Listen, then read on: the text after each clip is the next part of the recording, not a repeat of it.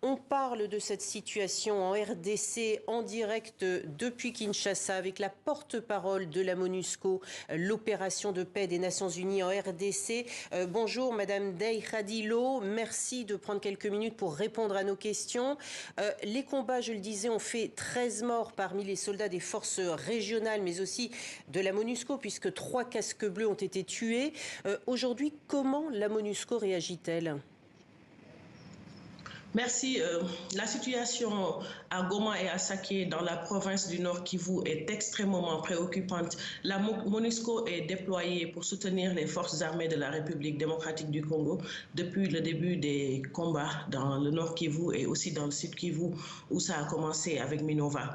La MONUSCO reste mobilisée aux côtés des FARDC pour protéger les populations civiles conformément à son mandat et sécuriser les zones sensibles. Elle les appuie avec des tirs d'artillerie sur les positions ennemies, avec aussi un soutien logistique, aussi bien au FARDC, mais également à la mission de la communauté de la SADC, la communauté de développement de l'Afrique australe, que nous appuyons avec un soutien logistique.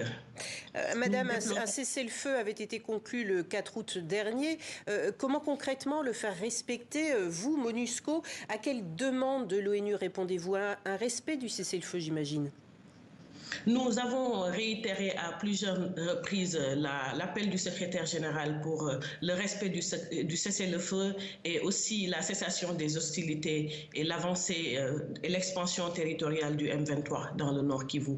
Nous avons activement soutenu le processus de Luanda avec les efforts diplomatiques proactifs du président angolais Joao Lourenço, que nous avons aussi activement soutenu depuis son lancement. Nous appelons au respect du cessez-le-feu. Encercler Goma, ne serait-il pas une diversion tactique, peut-être de la part du M23, pour mieux infiltrer finalement le Sud Kivu et forcer le gouvernement congolais à négocier in fine?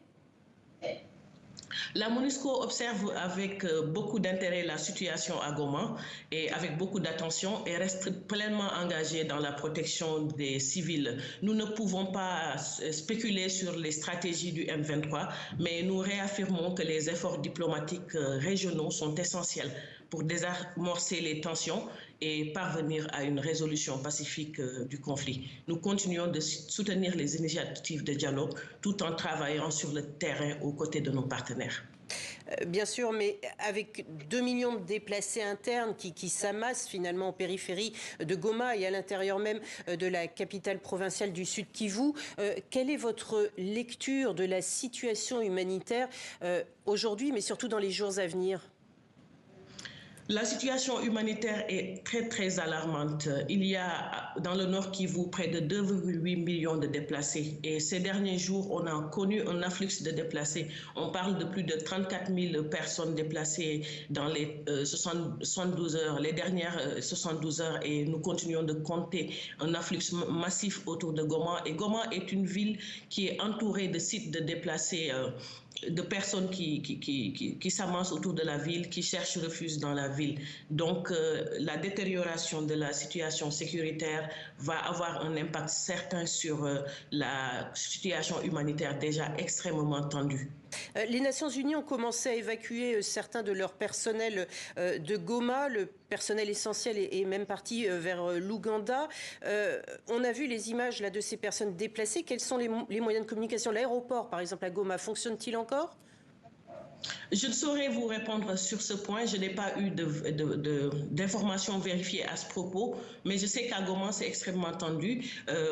Les Nations Unies ont pris la décision de relocaliser le personnel non essentiel, mais le personnel essentiel est sur place pour accomplir le mandat respectif des agences fonds et programmes et aussi de la mission de maintien de la paix pour assurer le soutien aux déplacés, aux humanitaires et aussi la protection des civils.